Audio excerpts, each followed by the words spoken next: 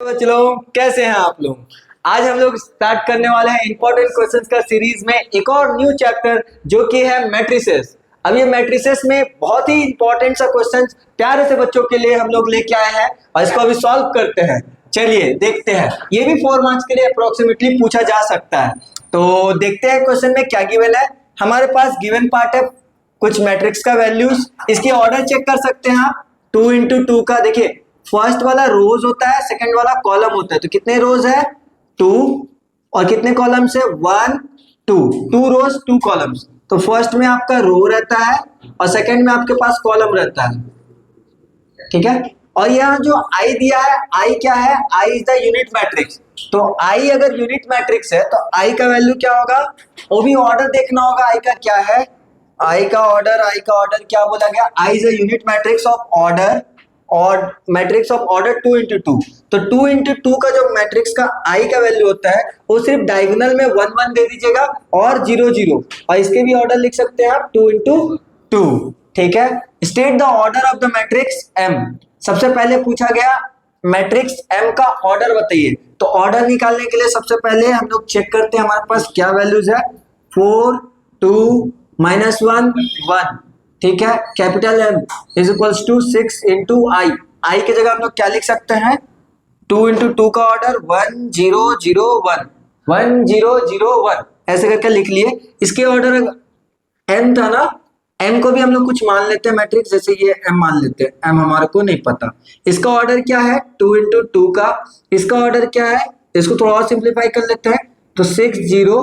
अगर मैट्रिसेस में मल्टीप्लाई कर रहा है एक नंबर बाहर में जो भी है उसको सबसे मल्टीप्लाई करना पड़ता है। 6 1 6 6 0 0 6 1 6, तो ये मल्टीप्लाई हो गया। और मैट्रिक्स एम नहीं पता हम लोगों को, और अब हम लोग मल्टीप्लाई करेंगे तो क्या मिलेगा, जैसे ये 4 2 -1 1, इसका ऑर्डर 2 into 2, इसका ऑर्डर नहीं पता हम लोगों को, इसका ऑर्डर 2 into 2। मैट्रिक्स में मल्टीप्लिकेशन के लिए एक रूल आता है, उस रूल पे आप लोग थोड़ा ध्यान दीजिएगा। रूल कहता है m into n n into p is equals to, क्या होता है आपका जो भी ऑर्डर में रहता है m into p। जो nn था उसको छोड़ दीजिएगा। तो यहां से जब आप चेक करेंगे तो m का वैल्यू कितना आ रहा है 2, m के वैल्यू को तो जरूरत नहीं था। p का वैल्यू कितना आ रहा है 2, तो p का वैल्यू लगा देंगे 2। n का वैल्यू कितना आ रहा है यहाँ पे 2। तो जो ऑर्डर है आप लोग यहाँ पे लिख सकते हैं। पहला क्वेश्चन का जो आंसर था, पहला क्वेश्चन क्या कह रहा था, order of the matrix m।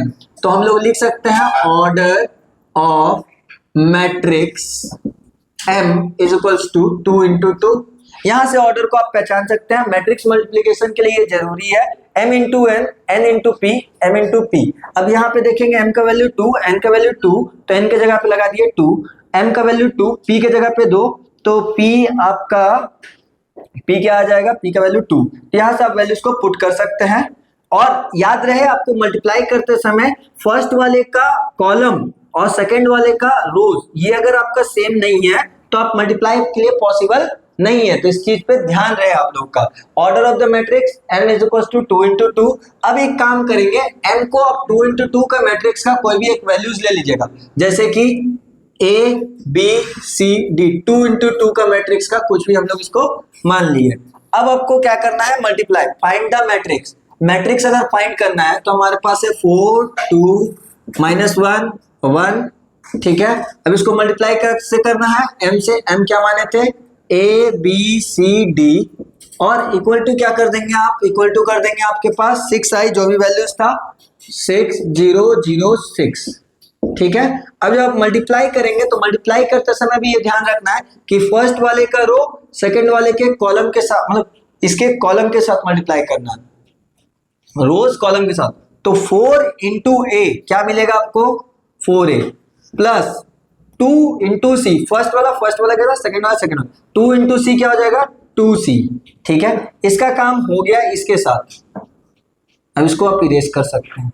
अब इसको मल्टीप्लाई करना है इसके साथ, तो 4 into b 4b plus 2 into d 2d।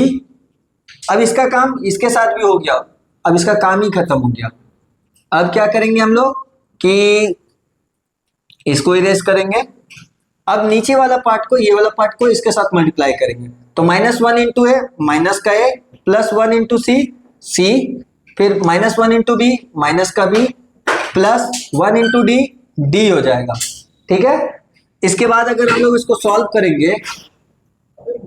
करेंगे तो क्या मिलेगा हमको 6006 ऐसे करके।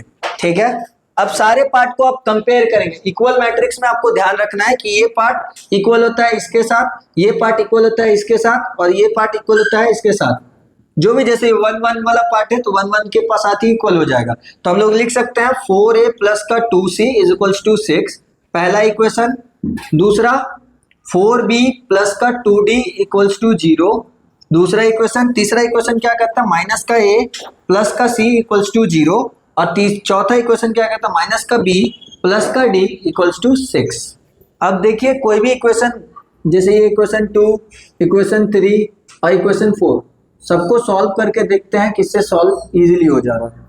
तो यहाँ देख सकते हैं कि माइनस का ए है, उधर जाएगा तो आपका प्लस का ए हो जाएगा, तो सी इज इक्वल टू प्लस का ए, सी और ए इक्वल हो गया। सॉल्व अभी भी नहीं हुआ है। अब हम लोग को बी और सी है, यहाँ पे बी और डी है, ए और सी है, और यहाँ पे माइनस का बी प्लस का डी है। तो कैसे सॉल्व कर सकते हैं, बी और डी वाले इक्वेशन 2 और इक्वेशन 4 है। तो हम लोग क्या करते हैं कि सॉल्विंग 2 एंड 4, 2 और 4 को एक साथ सॉल्व करते हैं। 2 में क्या था आपके पास, 4b प्लस का 2d इक्वल्स टू 0, और 4 में क्या है आपके पास, माइनस का b प्लस का d इक्वल्स टू 6। इक्वेशन का 2 था, इक्वेशन 3 था। अब इसको जैसे सेम करना होता है, या तो x को सेम, b को सेम कर लीजिए, या तो d को सेम कर लीजिए। मे भी ज्यादा आसान रहेगा कि b को सेम कर लेना। तो इस इक्वेशन को आप मल्टीप्लाई कर देंगे कितना से, 4 से, तो आपका आ जाएगा सेम। तो लिखेंगे 4b प्लस का 2d इक्वल्स टू 0। इसी को अगर 4 से मल्टीप्लाई, माइनस का 4b प्लस का 4d इक्वल्स टू 6 4 जा 24। अब इसको जब सॉल्व करेंगे तो क्या मिलेगा आपको, ये वाला पार्ट कट जाएगा, प्लस का 4 और प्लस का 2 कितना हो जाएगा, 6d इज इक्वल्स टू 24। अब इसी को थोड़ा और सिंप्लीफाई करेंगे तो d इज इक्वल्स टू कितना आ जाएगा, 24 डिवाइडेड बाई, यहीं पे लिख लेते हैं, d इज इक्वल्स टू कितना आ जाएगा, 24 डिवाइडेड बाई 6, कितना आएगा, 6 के टेबल में 24 कितने टाइम्स आता है, 6 4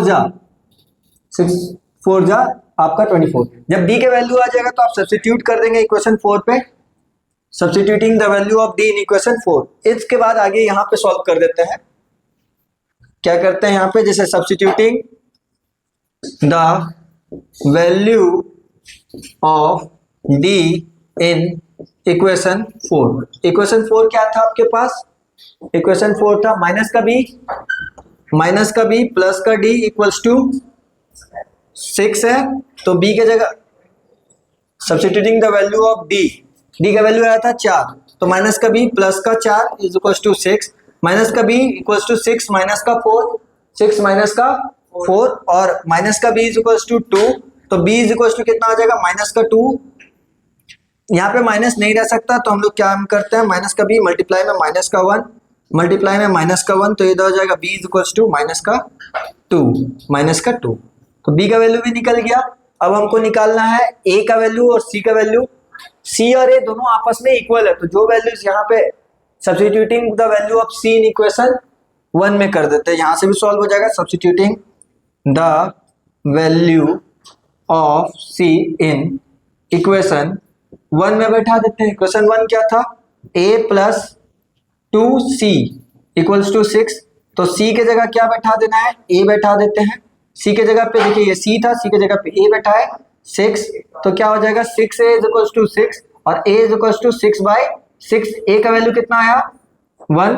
जब a का वैल्यू आ गया आपका 1, तो आप इक्वेशन से देखेंगे, इस इक्वेशन से, तो c और a क्या आपस में इक्वल है, तो a equals to 1, b equals to कितना आया, माइनस का 2, c इज इक्वल्स टू कितना आया था 1, क्योंकि दोनों आपस में इक्वल है, और d इज इक्वल्स टू कितना आया आपका 4, d इज इक्वल्स टू 4 है। और जो आपके पास मैट्रिक्स m था, उस मैट्रिक्स m का जो वैल्यू जाएगा a b c d था ना, तो a है आपका 1, और b है आपके पास -2, c का वैल्यू आपके पास 1, और d का वैल्यू आपके पास 4। तो आप इस वैल्यूज को ऐसे करके लिख लीजिए।